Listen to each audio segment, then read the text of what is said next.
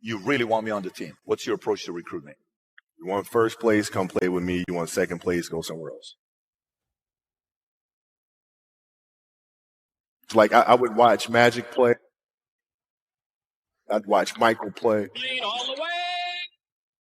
And I would see them do these unbelievable things. And I'd say, can I get to that level? I don't know, but let's find out.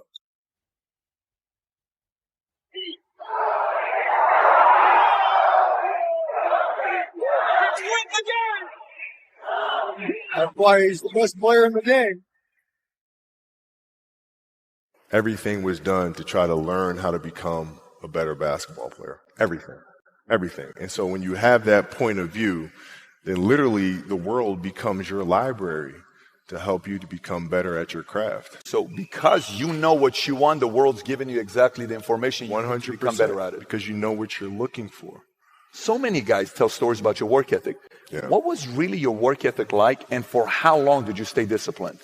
Well, I mean, every day. Since 20 years. It was an everyday process, and trying to figure out strengths and weaknesses. For example, jumping ability. Man, my vertical was a 40, it wasn't a 46 or a 45. My hands are big, but they're not massive. Right, so you got to figure out ways to strengthen them so your hands are strong enough to be able to palm a ball and do the things that you need to do. Quickness, I was quick, but not insanely quick. I was fast, but not ridiculously fast. Right, so I had to rely on skill a lot more.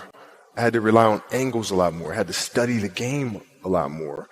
And but I enjoyed it though. So like from the time I can remember when I started watching the game, I studied the game, and it just never changed.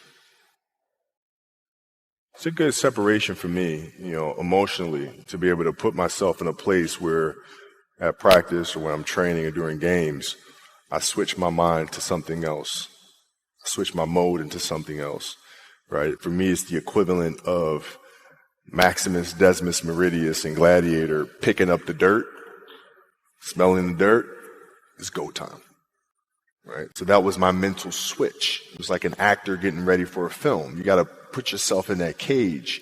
When you're in that cage, you are that character. And then when you leave there, it's something completely different. But when I'm in that cage, bro, don't touch me. Don't talk to me. Just leave me alone. How did you get mentally and emotionally so strong where it doesn't bother you? Well, you got to look at the reality of the situation. Like for me, it's not, you kind of got to get over yourself. It's not about you, man. Like, okay, you feel embarrassed. You're not that important. Like, get over yourself. That's where you go. Get over yourself, right? Like you're worried about how people may perceive you, and like you're walking around and it's embarrassing because you shot 5 air balls. Get over yourself, right? And then after that, it's okay, well, why did those air balls happen? Got it. High school, year before, we played 35 games, max, right? Week in between, spaced out. Plenty of time to rest. In the NBA, it's back to back to back to back to back to back to back. I didn't have the legs. So you look at the shot, every shot was online. Every shot was online, but every shot was short. Right? I got to get stronger. I got to train differently. The weight training program that I'm doing, I got to tailor it for an 82-game season so that when the playoffs come around, my legs are stronger and that ball gets there. So I look at it with rationale. And say, okay, well, the reason why I shot air balls is because my legs aren't there. I go, well, next year they'll be there. That was it. Done. Were there some names that you looked at and says, these 3 guys are as crazy as I am? I do. At the time, I deal with what I've referred to as Goat Mountain.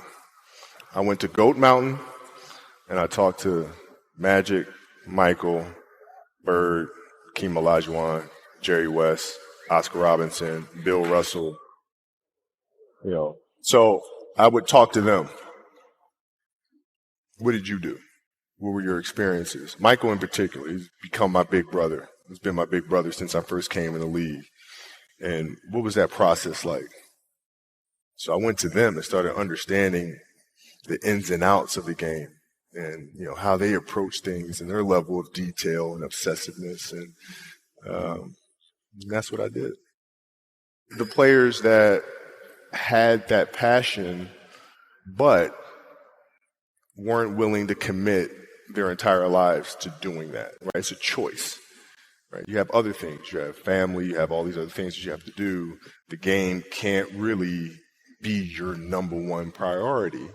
And so I was just looking at that like, man, this is going to be fun. If I'm buddies with you from high school, if I'm a cousin of yours, what happened to our relationship? How did that gravitate when you went into the league and you're determined to become the greatest, or you're determined to become one of the greatest? What happens to our relationship? Oh, it suffers. It does suffer. Oh, yeah. Okay. Yeah. And you understood that. You were okay with that. Well, yeah. And the people that love you, like friends and family, like they know that about you. Got it. So they let you be you.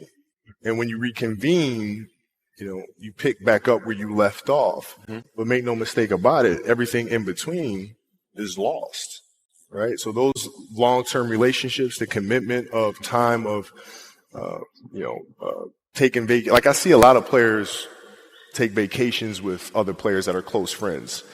And they'll just take vacations just to take vacations, or just hang out just to hang out. Like I never did that.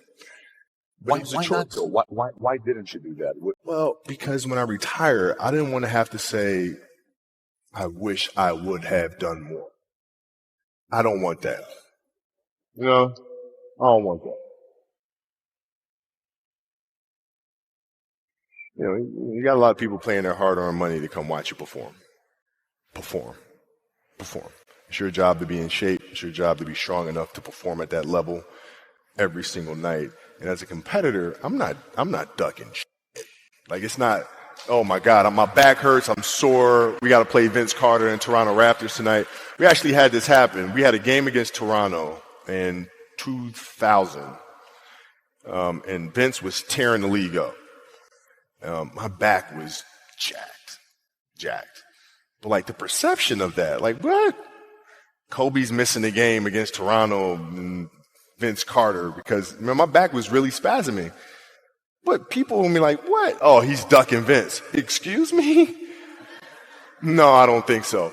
So I would be in the layup line like, okay, there's a lot of days where, you can rest and recover. Today ain't one of them. Your back can bother you any other day. That shit ain't bothering me today. Wow. He gonna have to see me today. Yeah. Oh, man. Yeah. If you're looking at a big investments you got to make, what is the decision-making process there? Do you call? Is there first you do your own research? You take this much time. You call an advisor. Is there a system you follow? It's pretty simple for me. It's do you understand the business? Is it a business that you can help in some form or fashion? What are the barriers of entry to that business? And then the entrepreneurs themselves, the company itself, right? Do they have a culture that you believe is sustainable? Are these leaders people that you believe in? Are they people that are obsessives? And in turn, have they created a culture of obsessiveness? So I tend to look at those four factors, and that's it. That's big right there, by the way. I don't know if you guys caught that right there. That's pretty massive right there. Same determination. What's your current work schedule look like today? It's different because I personally am not writing every word of the novels. I am not animating the films. What I have to do now is make sure that the people that we bring in, these obsessives that we bring in, are challenging themselves to do the best job that they think they can do. That's what I'm there for, is for them to constantly look in the mirror and self-assess and challenge themselves. If we have a project and you're saying, okay, I can do that, that's not the project we want. The projects that say, I don't know if I can animate that. I don't know how to write that story. I don't know how to do that. Those are the things we want, because through that curiosity, you'll reach a level that you didn't think was possible. And so running the studio, that's what I'm doing. You're playing against the Golden State Warriors. Score is 107-109. You guys are close to getting into the playoffs. You know exactly what happens in the game. You go up, you're about to take your shot, and then all of a sudden, boom, Achilles happens, right? He went and hit the free throws, and then you walked off the stage. Yeah. You got the surgery done. When I went in the trainer's room, my kids are in there, and, they're looking at you and stuff, and I'm looking at them, and I'm like, it's all right. Dad's going to be all right. It'll be fine. It'll be all right. It'll be all right. It'll be all right. As a parent, you got to set the example. You got to set the example. This is another obstacle. This obstacle cannot define me. It's not going to cripple me. It's not going to be responsible for me stepping away for the game that I love. I'm going to step away on my own terms. And that's when the decision was made that, you know what? I'm doing it. I'm doing it. You're a freaking beast, guy. Yeah.